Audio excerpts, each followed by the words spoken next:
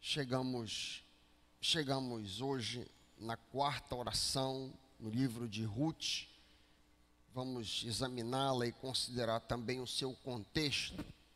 Do contexto desta oração podemos extrair pelo menos duas lições preciosas, mas antes de dizê-lo, quantos têm a bússola santa hoje à noite? Graças a Deus.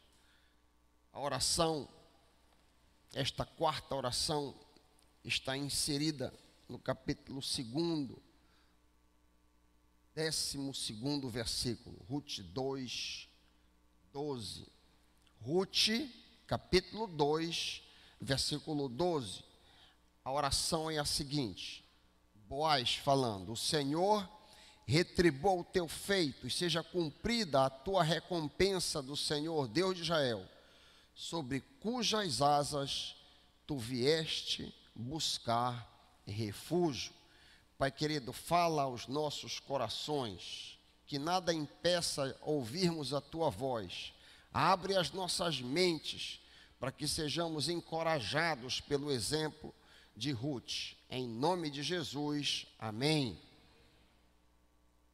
Ruth buscou refúgio em Deus, no Deus verdadeiro, o Deus de Israel. Por sinal, eu penso que esse é o título, exato, é o título da nossa reflexão hoje à noite.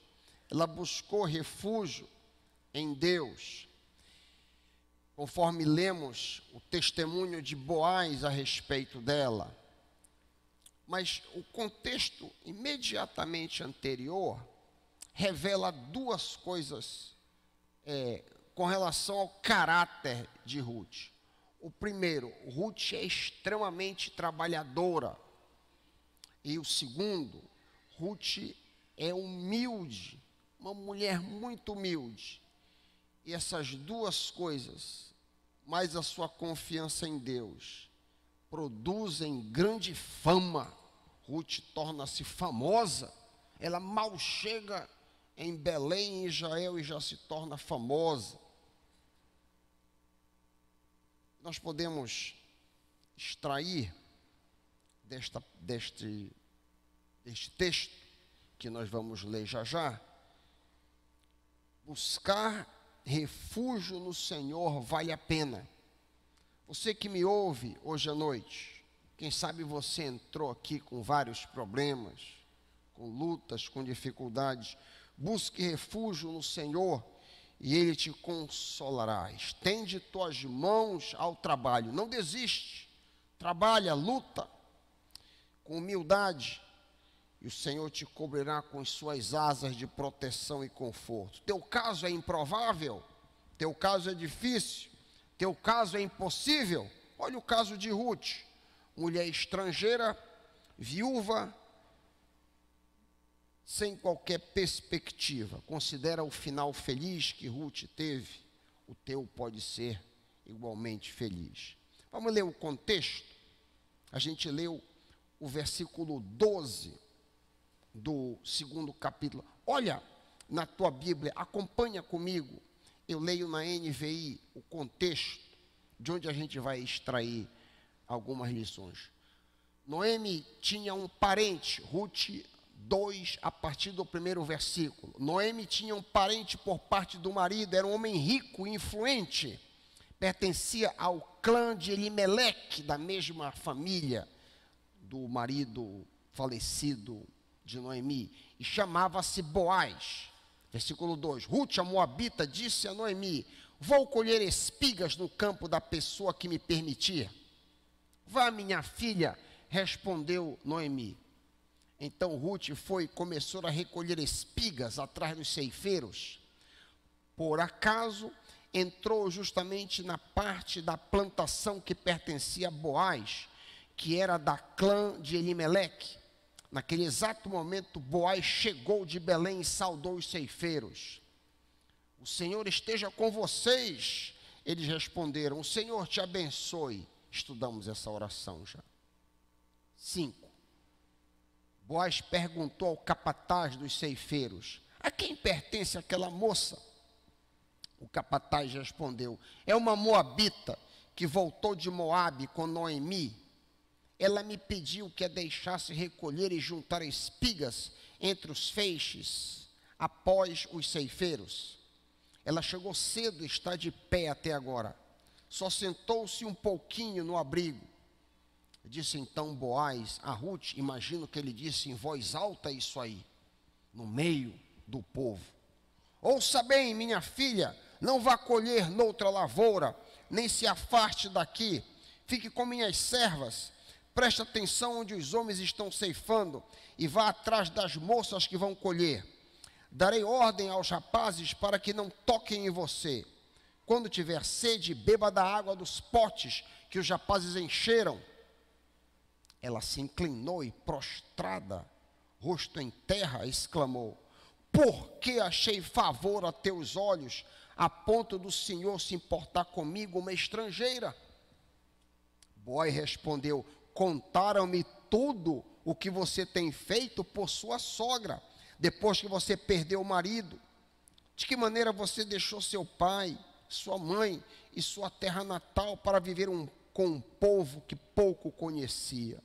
O Senhor te retribua o que você tem feito, que você seja ricamente recompensada pelo Senhor, o Deus de Israel, sobre cujas asas você veio buscar refúgio. E disse ela: continue eu a ser bem acolhida, meu Senhor.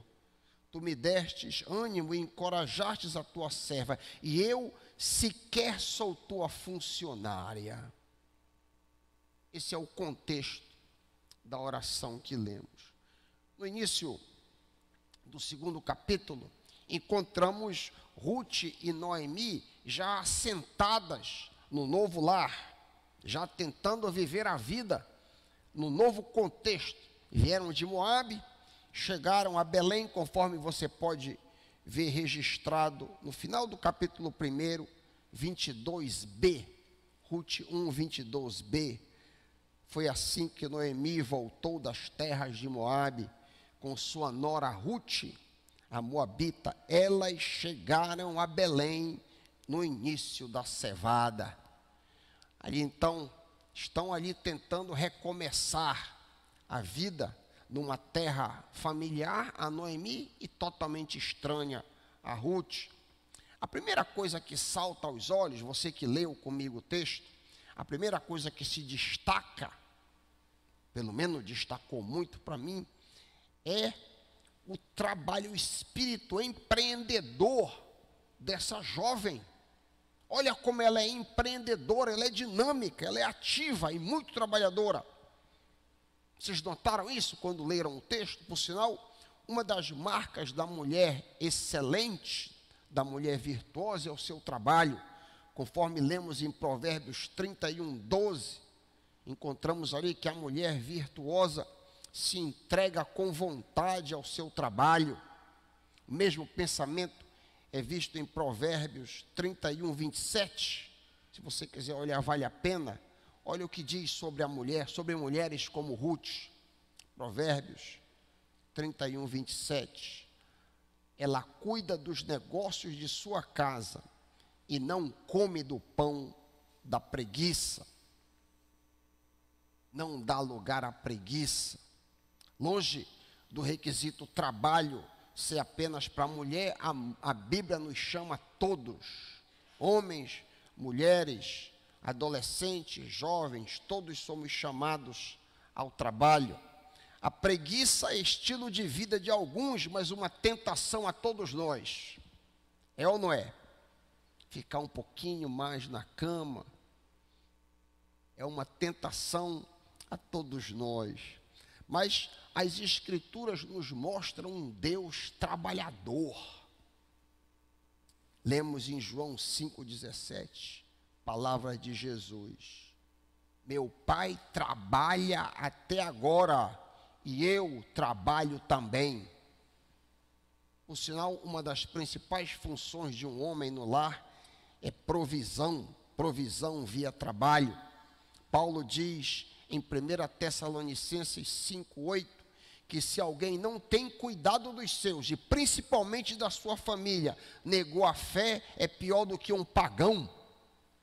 Então, todos nós somos chamados a trabalhar. Por sinal, a Bíblia não apoia muito a noção de que Israel, o Estado, deve apoiar quem não trabalha. 2 Tessalonicenses 3,10 diz: se alguém não quer trabalhar, que não coma. Todos somos chamados. Observe o exemplo de Ruth aí no texto, como ela é trabalhadora. Observe a iniciativa de trabalho dela. Ruth 2, 2 e 3a. Ruth disse a Noemi: vou recolher espigas no campo da pessoa que me permitir. Vá, minha filha, disse sua sogra. Então Ruth foi e começou a recolher espigas atrás dos ceifeiros. É evidente, descobrimos no texto que Ruth não sabia de Boaz, nem Boaz conhecia, embora Boaz já tivesse ouvido da fama de uma mulher que havia vindo de um país longínquo. Mas é evidente que ele não a conhecia, embora, repito, tivesse ouvido falar da sua fama. Nós vamos já ver a fama dela. Note que quando o patrão chega no campo, ele nota essa desconhecida e pergunta ao seu encarregado quem era aquela mulher. O capataz dá excelente recomendação da moabita.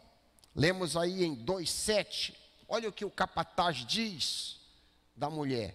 Ela, Ruth, me pediu que a deixasse recolher e juntar espigas entre os feixes após os ceifeiros. Ela chegou cedo e está de pé até agora, só sentou-se um pouco no abrigo, trabalhou arduamente. É o que ele está dizendo. Se você avançar um pouquinho, a gente leu o 2,7. Se você lançar os olhos um pouco ao 17, 2,17, você vai ver que ela ficou no campo o dia todo. Olha aí, ao final da tarde, quando foi juntar o que debulhara, contou quase uma efa, contou quase 25 quilos. Trabalhadora. Minha mãe dizia: a gente deve orar e agir. Não pode orar e ficar só deitado. Temos que orar e trabalhar, agir. Amém, meus irmãos? Uma outra coisa que nós notamos no caráter de Ruth é que ela é profundamente humilde. Ela é demasiado, se é que isso é possível, ela é muito humilde.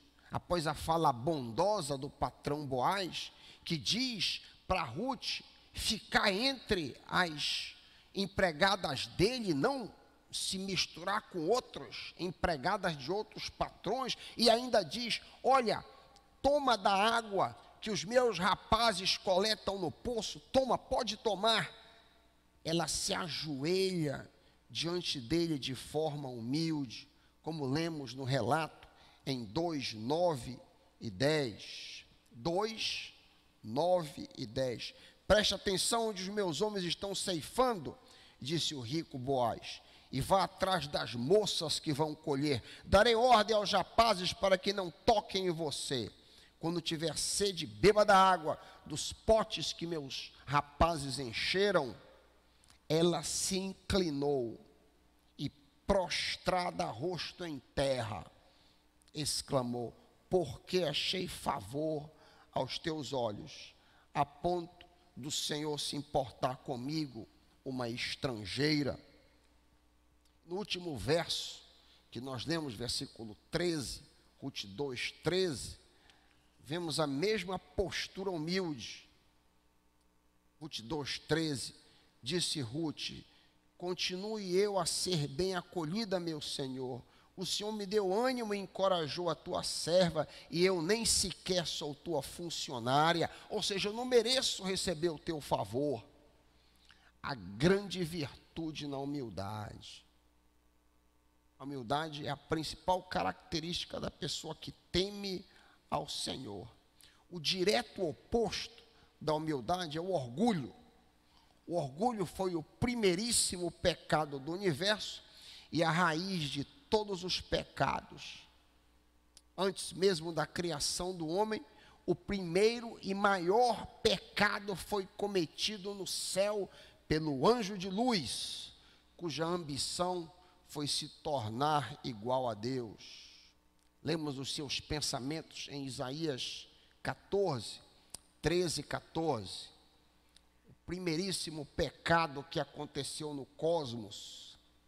Isaías 14, 13 e 14. O pensamento, quando a gente não sabe do nome desse anjo, atribui-se Lúcifer. Mas diz lá em Isaías 14, 13: você que dizia no seu coração, eu subirei aos céus, eu erguerei o meu trono acima das estrelas de Deus, eu me assentarei no monte da Assembleia, no ponto mais elevado do Monte Santo. Eu estou colocando o sujeito, porque em algumas traduções está implícito, está só subirei, assentar-me-ei. Eu estou colocando eu para ficar claro o que ele está dizendo. Eu subirei mais alto que as mais altas nuvens e serei como o Altíssimo. Nota aqui a posição já elevada do anjo, ainda assim desejoso de subir mais e mais. Note a posição já baixa de Ruth como estrangeira, ainda assim descendo mais e mais. O anjo almeja subir diante de Deus, já Ruth desce mesmo diante dos homens. O contraste é marcante, é polo à parte. Lúcifer e Ruth são antagônicos um ao outro. Há uma lei geral que Deus deixou no universo, independente de ser crente, de ser budista, de ser ateu, independente. Deus deixou uma lei no universo. Que lei é essa? Um princípio irreversível, tal qual a lei da gravidade. Se eu soltar esse microfone, aquele vai cair no chão. Isso é uma lei que está embutida no universo. Não há como evitá-la. Pelo menos na região terrestre aqui. Se você subir bastante para o espaço sideral, a força gravitacional tende a ir diminuindo. Mas aqui no nosso mundo, Deus deixou um princípio que ninguém pode contrariar. E o princípio é o seguinte: todo aquele que se exalta será humilhado, e todo aquele que se humilha será exaltado. Lemos essa lei, por exemplo, em Mateus 23, 11 e 12. Mateus 23, vale a pena você sublinhar na sua Bíblia.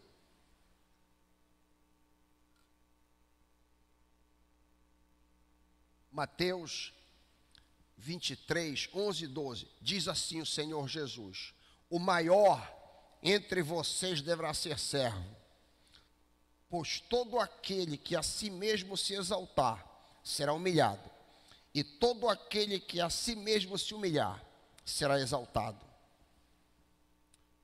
A paráfrase, o livro, que eu recomendo, se ainda existe disponível à venda, é uma paráfrase bíblica muito interessante. E eu estava comparando as diversas traduções e paráfrases. Eu achei muito boa a versão do livro de Provérbios 29 e 23. Você conhece esse texto? Provérbios 29 e 23. Antigo Testamento. O orgulho de uma pessoa vai levá-la à humilhação, mas a humildade do espírito é o caminho para a honra. Muito boa. É o mesmo princípio que Jesus está dizendo, mas colocado de uma forma diferente, colocado no Antigo Testamento. É interessante que Jesus chega a compor uma parábola a respeito da lei que nós estamos falando, da lei da humilhação e da exaltação. E em termos bem práticos, para mim e para você, a gente pode aplicar isso em qualquer contexto. Olha o que Jesus nos ensina em Lucas 14, 8 a 11. Lucas 14, 8 a 11. Quando alguém te convidar para um banquete de casamento, e a gente tem realizado vários aqui nessa igreja, não ocupe o lugar de honra, pois pode ser que tenha sido convidado alguém de maior honra do que você. Se for assim, aquele que convidou os dois virá e te dirá: dê o lugar a este outro. Então, humilhado, você precisará ocupar o lugar menos importante. Mas quando você for convidado, ocupe o lugar menos importante, de forma que, quando vier aquele que o convidou, diga-lhe: amigo, passa para o lugar mais importante aqui em cima. Então você será honrado na presença de todos os convidados. E aí vem a lei imutável, inflexível, a lei da gravidade. Olha aí como é que ele termina: pois todo o que se exalta será humilhado, todo que se humilha será exaltado. O que me chama a atenção quando eu meditava aqui é que não é o crente que se humilha que será exaltado, nem o crente que se exalta que será humilhado. Não é o judeu que se exalta e será humilhado. Não, é todo. A lei é universal. Vale para qualquer pessoa, por religioso, por ateu, ou quem quer que seja. A essa luz, cabe a seguinte pergunta: o que aconteceu com o anjo que se exaltou, que a gente leu ainda há pouco em Isaías? E o que aconteceu com Ruth, que se humilhou? O primeiro pecado produziu o diabo e seus anjos. A humildade e a fé de Ruth, por outro lado, produziram uma vida exemplar e descendentes como o rei Davi e até mesmo Jesus. Que maravilha! O fruto da humildade, da fé e da busca por Deus. Que exemplo para todos nós. Por causa desses dois aspectos do caráter desta mulher e a outros, a gente já viu sua fé na segunda oração. Por causa dessas várias características, ela ganha grande fama. Não há dúvida de que a atitude de Ruth de deixar tudo e todos rumo ao desconhecido foi excepcional e incomum. Vez que ela mal chegou em Israel e sua fama chegou na frente dela. Olha o que a gente leu em Ruth 2:11. Ruth 2:11, Boaz respondeu: contaram-me tudo o que você tem feito por sua sogra, depois que você perdeu o seu marido, como você deixou seu pai, deixou sua mãe, deixou sua terra natal, para viver em meio a um povo desconhecido. Contaram-me já tudo. A rádio Cipó chegou na frente. A fama dessa moabita. Uma outra evidência da fama de Ruth acontece algum tempo depois, durante a limpeza e armazenagem da colheita. Vemos isso em Ruth 3:11. Ruth, só faz virar a página. Ruth 3:11, a jovem moabita visita Boaz e ele faz a seguinte declaração em relação a Ruth: agora, minha filha, não tenha medo, farei por você tudo o que você me pedir. Todos os meus concidadãos sabem que você é mulher virtuosa. Ruth ficou famosa. Há um paralelo aqui no que a gente leu em 2:11, deixou seu pai e sua mãe, com a narrativa da saída de Abraão, de Harã. Lembra? Antes de ser Abraão, ele era Abrão. Gênesis 12:1 e 2. Olha como é paralelo essas narrativas. Boaz diz que Ruth deixou seu pai, sua mãe e sua terra natal, rumo ao desconhecido. Olha o que diz Gênesis 12:1 e 2. O Senhor disse a Abrão: deixa a tua terra, a tua família, deixa o teu povo e vai para uma terra que eu te levarei. Farei que sejas pai de uma grande nação e tornarei o teu nome famoso. Me saltou os olhos enquanto eu meditava, trabalhando nessa reflexão, me veio esse paralelo que eu achei maravilhoso entre a vida da jovem inexpressiva, maldita moabita, como dizia os israelitas, e o grande pai Abraão. É muito provável que Ruth tenha ouvido a história do chamado do pai da nação ao longo da convivência dela com a família do marido, lá quando ainda moravam em Moabe. Seu marido Malom pode ter conversado muito com ela, é muito provável, conversado sobre as tradições judaicas com sua esposa. É provável que o seu sogro, Elimeleque, sua sogra, Noemi, as mulheres gostam muito de conversar entre si, é muito provável que elas então comunicaram para Orfa e Ruth as histórias do povo judeu e falaram sobre o patriarca Abraão, que fundou a nação aonde Ruth estava emigrando, deixou tudo e todos para trás, em busca de uma cidade celestial. Daí ter ele e seus descendentes sempre morado em barracas, em tendas, apontando assim para a transitoriedade desta vida. Sem dúvida, o chamado de Abraão é capaz de inspirar todos que desejam comunhão eterna com Deus, como vemos descrito em Hebreus 11, 8 a 10. Hebreus 11, 8 a 10. Pela fé, Abraão, quando chamado, obedeceu e dirigiu-se a um lugar que mais tarde receberia como herança, embora não soubesse para onde estava indo. Pela fé, peregrinou na terra prometida, como se estivesse em terra estranha, viveu em tendas, bem como Isaque e Jacó, co-herdeiro da mesma promessa, pois ele, Abraão, esperava a cidade que tem alicerce, cujo arquiteto e edificador é Deus. Em última instância, Abraão buscava a Deus ao invés dos seus próprios sonhos. Ruth buscou a Deus, arriscando tudo no processo. A evidência dessa busca foi o apego a Deus através da sua sogra Noemi. Há um paralelo também de pensamento que me saltou aos olhos entre Gênesis 15, 1 e as palavras de Boaz em Ruth 2:12.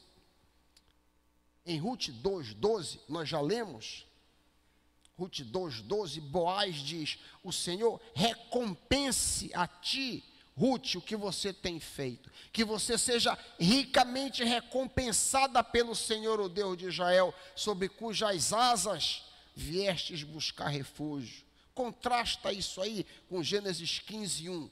Olha que contraste, que paralelo. Gênesis 15, 1. Depois dessas coisas, o Senhor falou a Abraão numa visão: não tenha medo, Abraão, eu sou o teu refúgio, eu sou o teu escolho, o teu escudo, grande será a tua recompensa. Boaz disse: vai ser grande a tua recompensa para Ruth.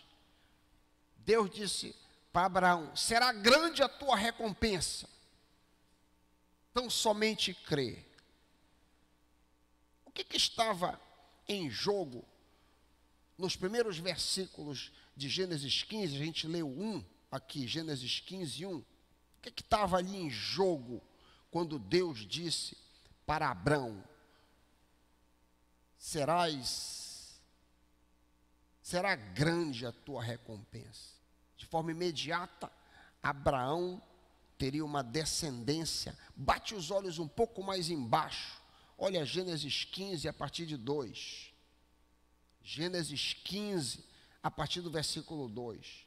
Mas Abraão perguntou ao Senhor: ó soberano Senhor, que me darás? Eu continuo sem filhos, e o herdeiro que possuo é Eliezer de Damasco.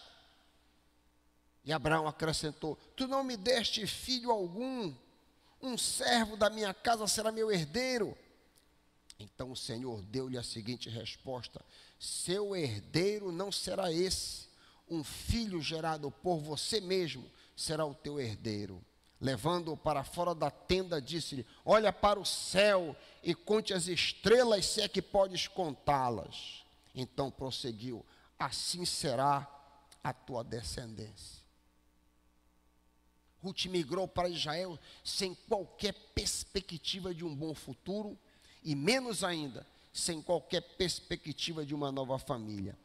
Por causa da confiança no Senhor, o Deus cujas as asas ela buscou refúgio, por causa do seu labor, do seu trabalho e humildade, ela se tornou mundialmente famosa e teve uma descendência incontável de filhos judeus que vivem até hoje. Mais ainda, ela se tornou ancestral do Messias. Colocamos nos nossos filhos e nas nossas filhas o nome Ruth, que apostou no Senhor. Não colocamos nas nossas filhas o nome Orfa, que não apostou no Senhor. É ou não é? Bem disse Davi no Salmo 36, 7. Como é precioso o teu amor, ó Deus. Os homens encontram refúgio à sombra das tuas asas. Você que me ouve, busque refúgio no Senhor e Ele te consolará. Estende tuas mãos, reanima tuas mãos ao teu trabalho. Volta ao teu trabalho, te empenha nele, te humilha diante do Pai, e Ele te cobrirá com as suas asas de proteção e conforto. O teu caso é improvável?